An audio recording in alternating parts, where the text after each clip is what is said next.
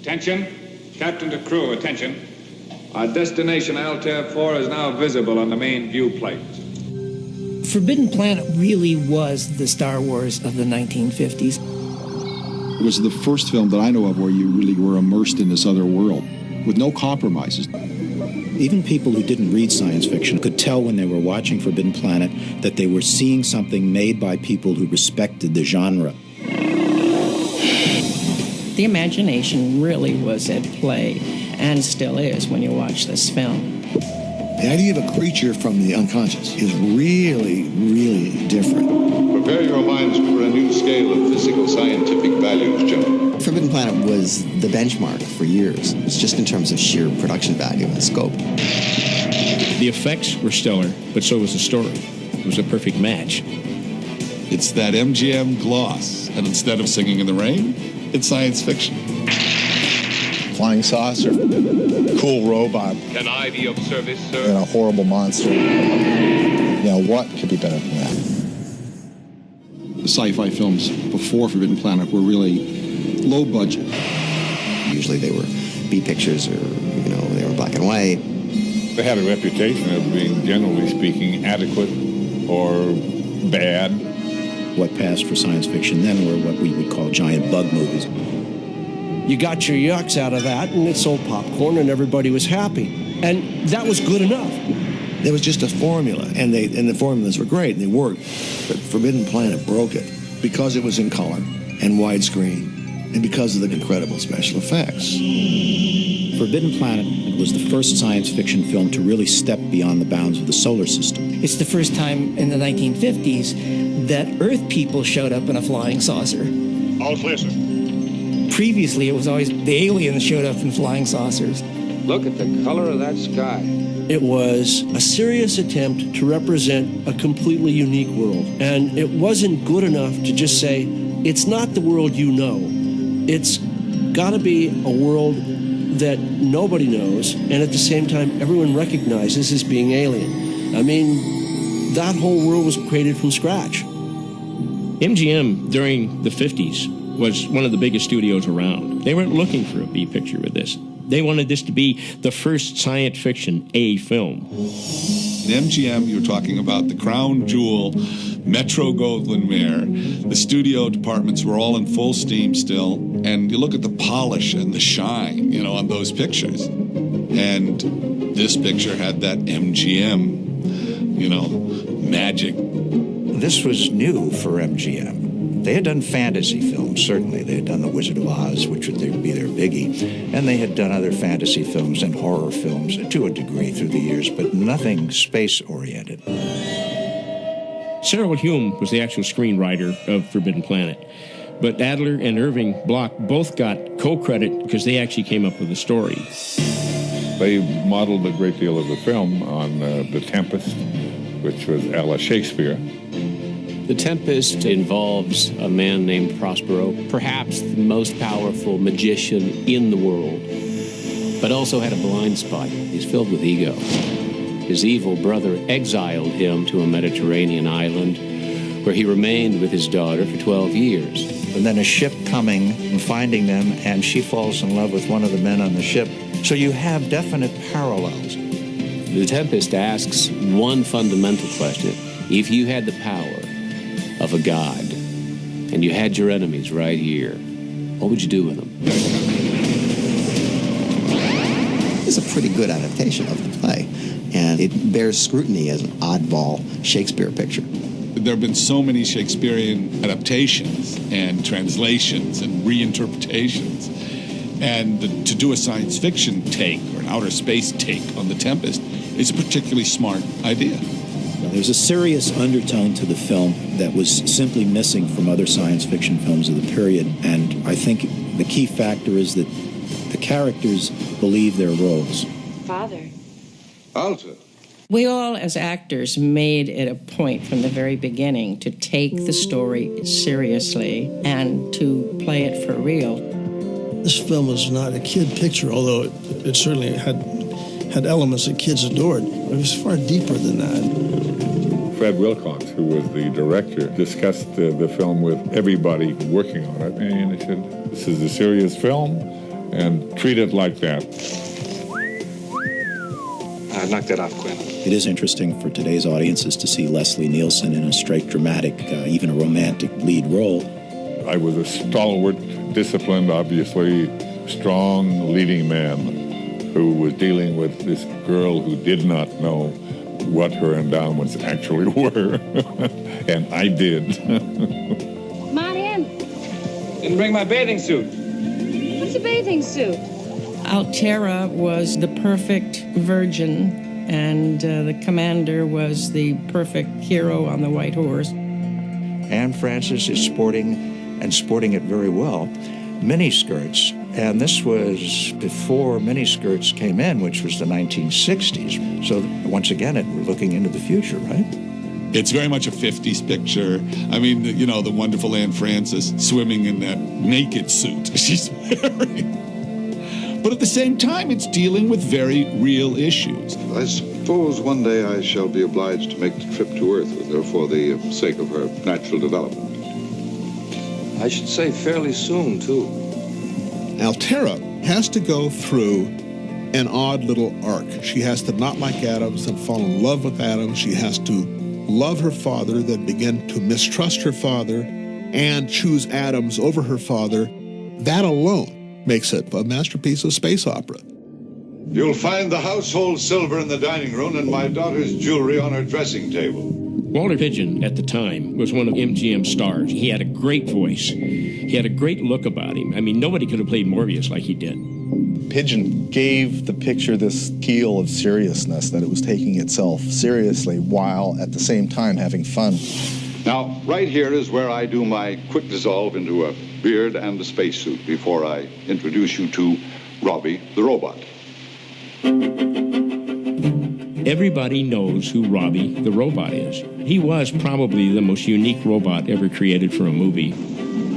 I remember that first day, the crew just stood around and looked at it and wondered, what the hell is this going to do? You are a robot, aren't you? That is correct, sir. I at least said, well, we've got the star of this movie right here. What was great about Robbie is when he was just standing there doing nothing, he stole the show.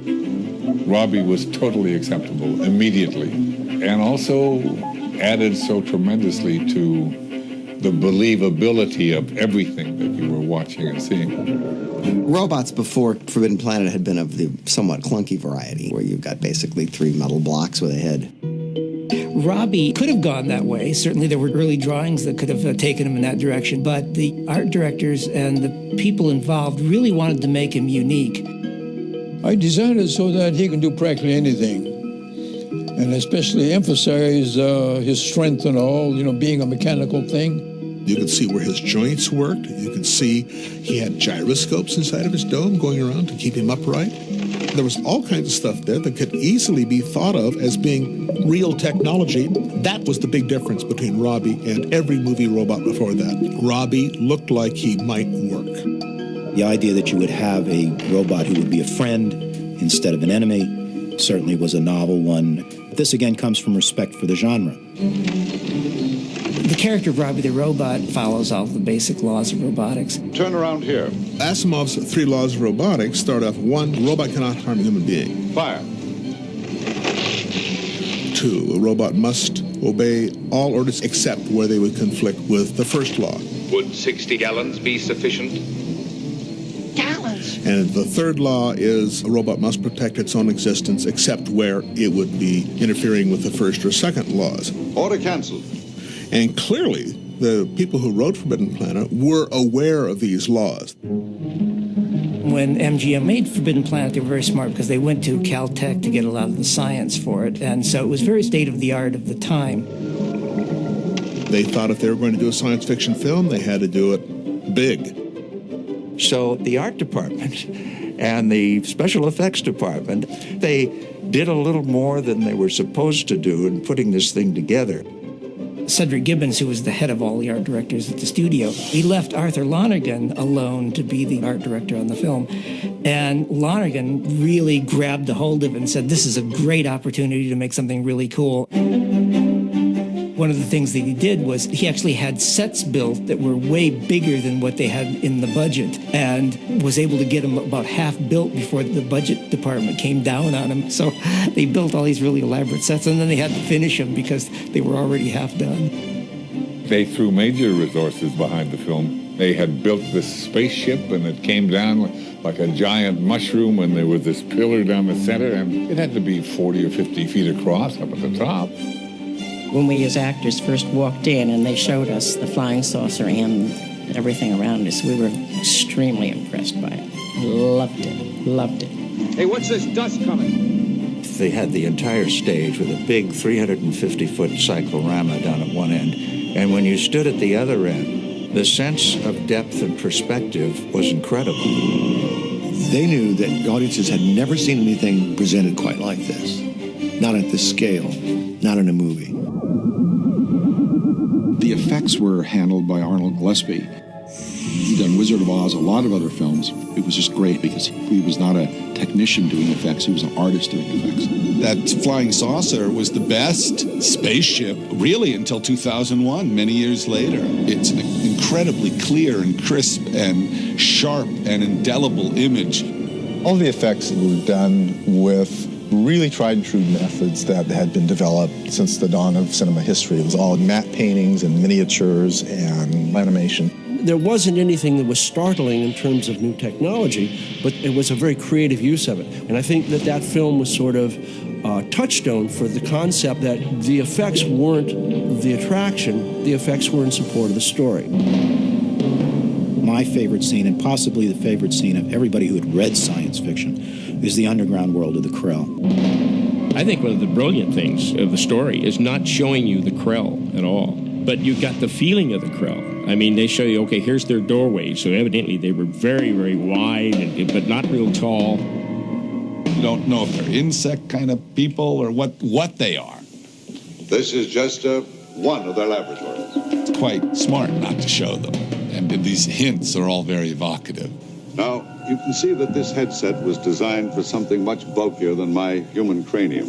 When Pigeon's showing the mind thing, you could see how big these heads obviously were, but you never got to see an image of them, which I thought was great because my own mind created this pretty weird-looking thing. The Krell underground, at one point, they go through one of these big shafts, which is really interesting. You know, it looks bottomless. It's an attempt to show science that's beyond anything we can imagine. Since Fritz Lang's Metropolis, nobody had ever attempted scale in science fiction before, and that kind of scale was simply boggling. You get to see these amazing miniature sets with little tiny people walking through these just vast networks of machinery that is still alive. They built a model of this sort of shaft. So it was shot horizontally with the camera probably on its side. And they had them going from one end of the stage, which was the large stage on the MGM lot, down to the very end on the other side. It's as long as a football field. And they put that tremendous matte shot on it afterwards. That was what impressed me most in the picture, I think. There's a moment when they're walking inside the planet, and Walter Pidgeon points and he says, 7,800 levels. It really is awesome. Wow.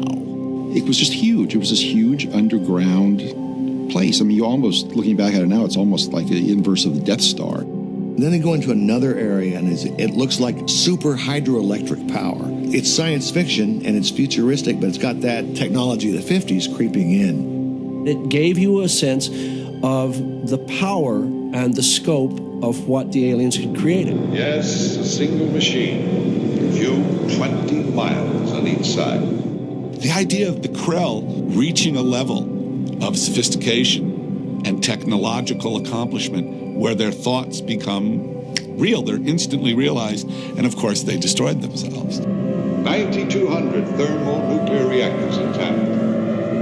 The harnessed power of an exploding planetary system. Well, in that respect, you could say it has political overtones because everybody was very concerned in those days about nuclear weaponry. To think that that entire race is gone, that civilization is gone, is very poignant and adds a real melancholy to the entire film. All of these little details go to make up good science fiction, whether it's written science fiction or filmed science fiction. So when they came to making each decision, they made the right one, all the way up to even the music and how to do the music. Louis and B.B. Barron created a soundtrack that was like no other soundtrack that had ever existed before. And they invented electronic music that you know today. There were not even half a dozen people who were doing electronic music at that point, and there wasn't any commercial equipment, so Louis had to build everything. They had a lot of oscillators. Those are electronic circuits which generate tones and tonalities. It's the precursor to the music synthesizer. They were kids with these pieces of equipment, and good Lord, I mean, it's a classic score.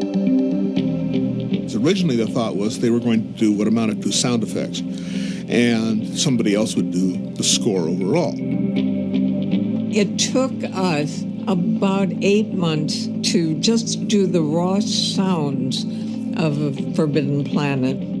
Believe it or not, they loved what we came up with and gave us the whole film to score. The fact that a major studio would make the decision on their big spectacle science fiction movie to put this weird music, you can't realize what that was like in the 50s. It was difficult. It was a very hard way to make music. It took us forever to do anything. It was sort of like an impromptu work because they had so many loops going. They had vacuum tubes. It was a truly experimental score, and I've heard nothing like it in any movie. Certainly the strongest part of the movie for me is the sounds of the id monster. It was terrifying to hear that when I was a child. Your imagination was fueled by the sound of that creature. Joe, what? Do you hear something? Like what?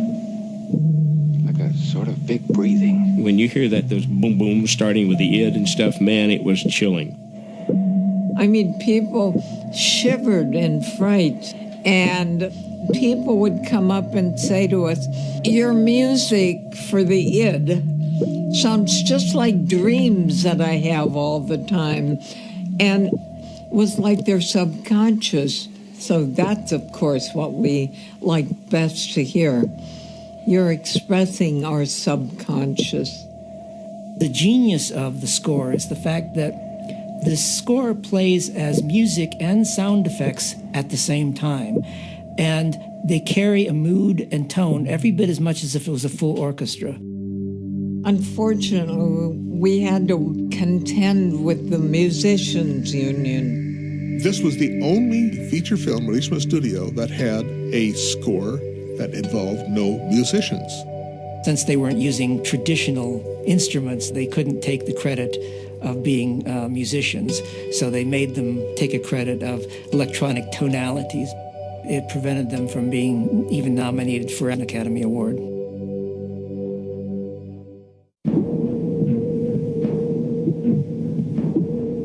The one thing that kids really wanted from their space movies in the 50s was they wanted monsters.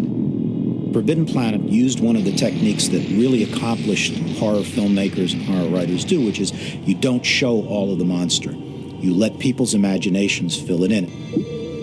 Here's this invisible monster sneaking up to the ship. You see the footprints down in the sands. It was unbelievable. When you saw this stairway that went up to go into the spaceship, and all of a sudden you saw the stair going...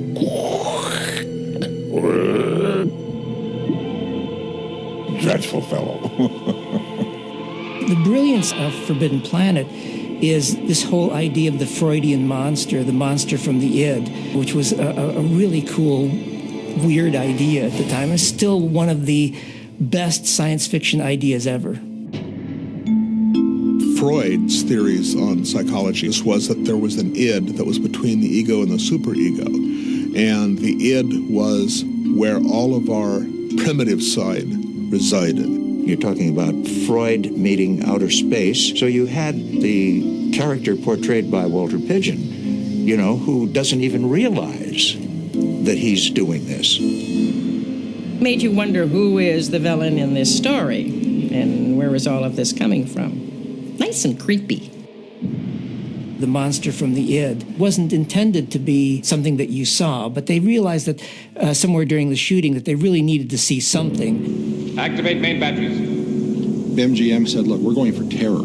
This thing has got to be a nightmare. It's got to be all the things that a good character has. It's got to be mobile. It's got to be scary. It's got to look menacing. They went through all kinds of concepts of what it could look like. Some are almost comical.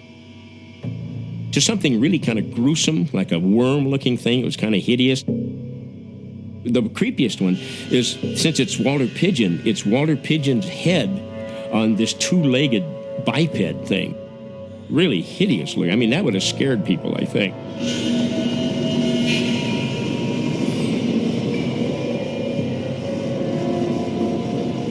There was worries about how to do the id monster. Do it with some sort of stop motion system like a Ray Harryhausen thing.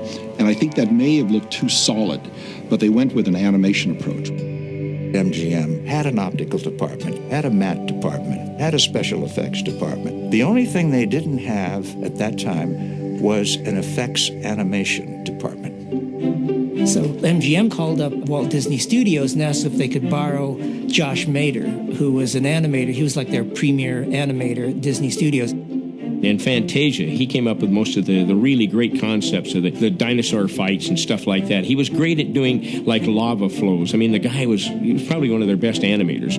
Well, Josh Mader not only did, of course, the id monster, but he also did like the sort of beam that you see coming off the flying saucer as it's landing. Robbie shorting out when you see the electrical arcing across his head and all that stuff, and the ray gun blasts and all of that sort of work. When they were doing the id drawings, he gave me a bunch of them, and they're like CinemaScope proportion, but they're in pencil. And I said, well, where are the cells? He said, they didn't really do cells this time. But he said they just took that, they shot it on high-con film, reversed the polarity, did it in negative, and then it was sort of a red tint that went to it and yellow eyes. And it was really pretty neat. And by shooting them in reverse, you could see through it, which is kind of cool. But as far as I know, it might be one of the first times they didn't actually use cell animation.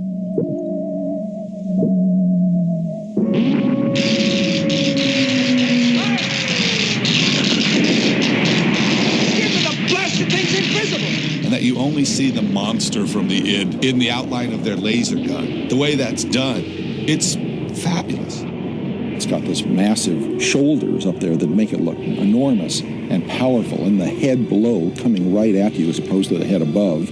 And it's got this great mouth with the teeth and the eyes, and it was really scary. I remember hiding behind the seat in our car. We were watching that movie at the drive-in. I had grown up seeing all the old films on television, and I knew that Dracula was just a guy in a cape, and I knew that Frankenstein was just a guy in funny makeup. But the monster from the id in Forbidden Planet was not a guy in funny makeup, and it scared the bejesus out of me.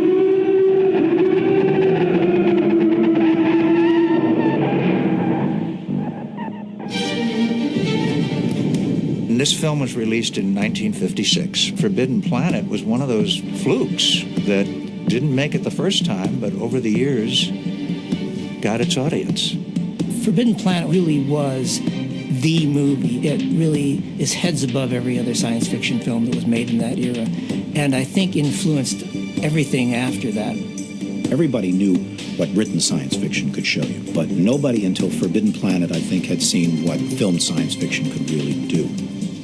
Forbidden Planet could very easily have been a pilot film for Star Trek.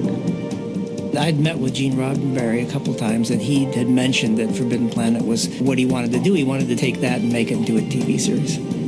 Even Star Wars can be attributed to Forbidden Planet. R2-D2 is sort of a Robbie the Robot kind of character. And in Star Wars, they talk about, your common blasters. Fire. Which is right out of Forbidden Planet. And the way that Princess Leia appears, it's exactly the way Aunt Frances appears. The stuff that they proposed has sort of come to being now, like where they had those little communicators with the video cameras on them. It was some pretty advanced ideas. I can play back every scene, every frame practically in my head from every shot in the film, because I've seen it so many times. This movie influenced an awful lot of us from when we were really young. Oh, it sure makes some beautiful worlds. Forbidden Planet is a great film for my childhood and my memories and me falling in love with cinema. Batteries. Fire! It was one of the movies that I saw that made me want to be a director. It's really a movie of ideas, and that's really why the film has become the classic that it is. It's good to be in a picture that people still talk about 50 years later. Each new generation that comes along sort of rediscovers it. I got a phone call just recently from my grandson saying, Grandma, I just saw you on television. And it was Forbidden Planet. Just once more, do you mind? Not at all. A lot of things become old-fashioned, and for something to remain that interesting and that fresh. In its category, it's the granddaddy. Forbidden Planet's the first film that is not just science fiction, but super science fiction.